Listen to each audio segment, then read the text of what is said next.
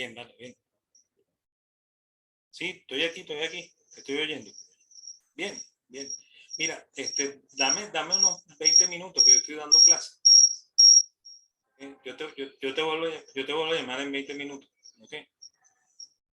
Chévere, pues. Sí, hablamos ahorita.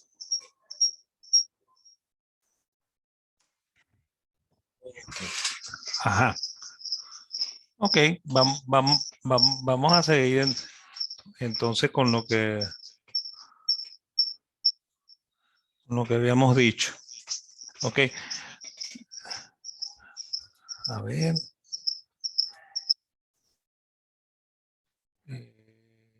Ahora sí, ven la presentación también. Sí, Sí, profesor, perfecto. sí, profe. Ok, vamos a ver. Habíamos dicho que la praxeología difiere de la psicología y de la ética, ¿ok? Y que la psicología y la ética se interesaban más por los fines, ¿ok? Y se pregunta por qué el hombre escoge esos determinados fines, ¿no? Pero la economía se preocupa más por el uso de los medios para alcanzar los fines, ¿no? Y además dijimos que la psicología se, se pregunta por la satisfacción física que producen esos bienes como medios de satisfacción de los deseos. ¿Okay? Y, y dijimos que la utilidad marginal no era psicológica, ¿no? Y digo esto porque normalmente, y a mí me pasó, y me imagino que a ustedes también les pasa, ¿okay? Cuando uno le explican la utilidad marginal, ¿okay? Le dicen siempre que el ejemplo que más se usa, por ejemplo, es el ejemplo de los helados, ¿no? Dice, vamos a suponer que a mí me gustan mucho los helados, ¿okay? Y yo me como un helado, ¿no? Entonces, bueno, yo me siento muy satisfecho porque me comí un helado. ¿Okay? Después llega y dicen, y como a mí me gusta tanto el helado, yo soy capaz de comerme un segundo helado, ¿okay? Y eso probablemente me hace también muy feliz, pero yo voy perdiendo un poco de satisfacción porque eso ya me va empalagando, ¿no? ¿Okay? Y llega un momento en que yo me tomo, por ejemplo el quinto helado, ¿okay? Y ya comerme un helado más sería absurdo, ¿okay? Porque yo estoy excesivamente satisfecho del helado, ¿okay? Y por esa razón no me como el sexto, ¿no? Entonces, siempre el profesor tiende a decir, esa es la utilidad marginal. Resulta que eso no es la utilidad marginal, porque eso habla de la satisfacción psicológica que produce el bien, ¿okay? Que no tiene nada que ver con las valoraciones que hace el individuo de un determinado bien. ¿Okay? Entonces, la satisfacción nunca es fisiológica o psicológica, ¿okay? Sino que es una satisfacción en función de una escala valoratoria, donde yo digo, a mí me gustaría tomarme 3 helados, ¿ok? Y lo comparo con la oferta de ese helado. Y yo ahí tomo la decisión y digo, el helado para mí vale tanto. ¿Okay? Ojo que esa valoración es subjetiva y no puede ser extrapolable. O sea, yo no le puedo decir a ustedes que como yo valoro, ustedes tienen que valorar. ¿Okay? Sino que es una cosa absolutamente independiente y personal. ¿Okay? Entonces, ¿cuál es la diferencia? ¿No? La psicología siempre se pregunta por qué el hombre elige diversos fines. ¿Okay? Y eso es lo que diferencia una ciencia de la otra. ¿No? La ética y la estética se preguntan cuáles deberían ser los fines que escoge el hombre. ¿Okay? La tecnología, ¿okay? Se preguntaría cómo deberían emplearse los medios para alcanzar los fines. ¿Okay? La historia se pregunta cuáles son o cuáles han sido los fines que el hombre ha utilizado y cómo ha empleado los medios para alcanzar esos fines. ¿Okay? La economía, y dentro de la economía la praxeología, se pregunta cuáles son las implicaciones formales de que el hombre utilice medios para alcanzar diversos fines elegidos. ¿Okay? Entonces fíjense que y aquí hay una relación muy compleja, ¿no? En la cual el individuo tiene que escoger entre diversos fines y diversos medios. ¿Okay? Por lo cual hay siempre la necesidad de escoger, ¿okay? La necesidad de elegir, ¿okay? Y eso involucra la acción, ¿no? ¿Okay? Por lo tanto, los austríacos decimos que la economía es la parte de la praxeología, ¿okay? Que está perfectamente separada y estudiada. ¿Okay? O sea, esa es la ciencia que se ha desarrollado mejor de todas las ciencias de la acción. ¿Okay? Porque la historia también es una ciencia de la acción, ¿okay? ¿Okay? Pero no está tan desarrollada como está desarrollada la economía, porque la economía tiene incluso leyes, ¿no? La historia no puede tener leyes, ¿okay? Porque es sencillamente una descripción de los hechos del pasado. ¿Okay? Bueno, y la acción involucra al individuo aislado, ¿okay? En el estudio, ¿okay? Y eso es lo que los austríacos llaman la economía robinsoniana o la economía autística, ¿no? Que es la que estudia el comportamiento del individuo, ¿okay? eh, en una determinada situación, ¿no? Además, involucra el estudio del alcance de la máxima satisfacción, es decir, aquella condición en la cual el individuo decide ya no actuar más porque está totalmente satisfecho. ¿Okay? Y eso es lo que llamaríamos el análisis del estado de reposo o del estado de giro uniforme, ¿no? Y eso hay que distinguirlo muy bien del análisis del estado estacionario, ¿no? Porque el análisis del estado estacionario, ¿okay? Supone que en una situación dada, ¿okay?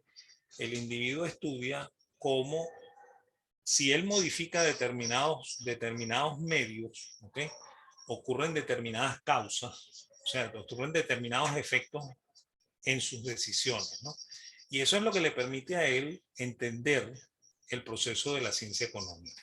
¿Okay? Ese análisis del estado estacionario es totalmente distinto al análisis del estado de reposo, ¿okay? Porque el estado de reposo supone la satisfacción completa, ¿no? O sea, supone el que el individuo se diga a sí mismo cómo yo me sentiría totalmente feliz y no actuaría haciendo, o sea, teniendo tal cosa, ¿no? ¿Okay? Entonces, esos tres elementos, ¿okay? Son los que permiten el estudio de la praxeología, ¿okay? Junto con el de la cataláctica, ¿okay? Y la cataláctica incluye el análisis del intercambio, que es lo que vimos antes cuando hablamos de que las valoraciones eran diferentes para el comprador y el vendedor, o sea que nunca hay identidad de valor. ¿Okay? Y bueno, ese análisis del intercambio que ocurre entre personas puede ocurrir por intermedio del dinero o sin intermedio del dinero, ¿no? Por supuesto, cuando no ocurre por intermedio del dinero es lo que llamamos trueque, ¿no? Ambas condiciones son la cataláctica, ¿okay? Y cataláctica es una palabra que proviene del griego, el griego catalasio, ¿okay? Que significa contrato, ¿okay? Que normalmente es la ciencia de los acuerdos, eso es lo que es la cataláctica, ¿no? Y como la praxeología es lógica, ¿okay? Hay individuos que creen que puede tener sentido el uso de la matemática para explicar las relaciones de la economía. ¿Okay? Pero en realidad la lógica matemática sirve para explicar la física, ¿okay? Que está sujeta a leyes objetivas que pueden ser medibles, ¿okay? Y que pueden ser cuantificables como causa y efecto. ¿Okay? No necesariamente eso sirve para explicar la economía, porque la economía siempre está sujeta a valoraciones, comportamientos y leyes que son absolutamente subjetivas, ¿no? Por lo cual el uso de la matemática puede facilitar algunas explicaciones en economía, ¿no? Pero más que facilitarla, lo que hace es limitarla. ¿Okay? Porque el comportamiento del individuo es terriblemente más complejo que una ecuación, ¿okay? O que un modelo matemático. ¿Okay? Entonces, así es como los austríacos ven la teoría económica. ¿Okay? Y bueno, ese es el tema que yo quería desarrollar el día de hoy. ¿Okay? Y bueno, quedo abierto a que ustedes me hagan cualquier pregunta. ¿Okay? Y veré cómo se las explico. Pues.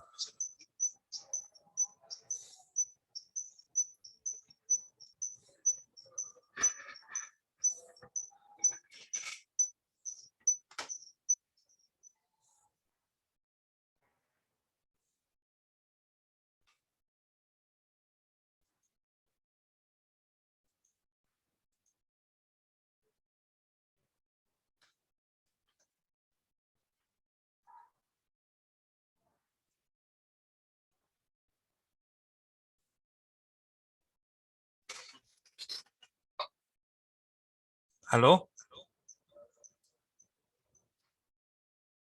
Este, aquí, Profesor, aquí, aquí. Ah, ajá, esa parte de la máxima satisfacción, o sea, eso difiere de la teoría clásica que dice que la utilidad es creciente, pero la utilidad marginal es decreciente. O sea, la teoría clásica diría que nunca hay una máxima satisfacción.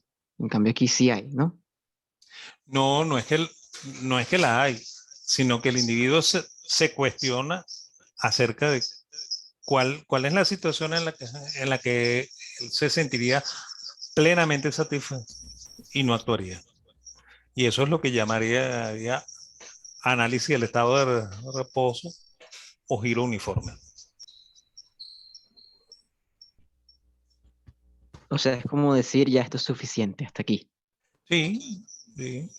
Pero eso es un estado hipotético. O sea, tanto la economía robinsoniana como el análisis del estado de reposo y como el análisis del estado estacionario son absolutamente hipotéticos. ¿Ok? Son situaciones en las que el individuo se pone a pensar este, para poder entender la economía propiamente dicho. Pues. O sea, para poder extraer de él leyes.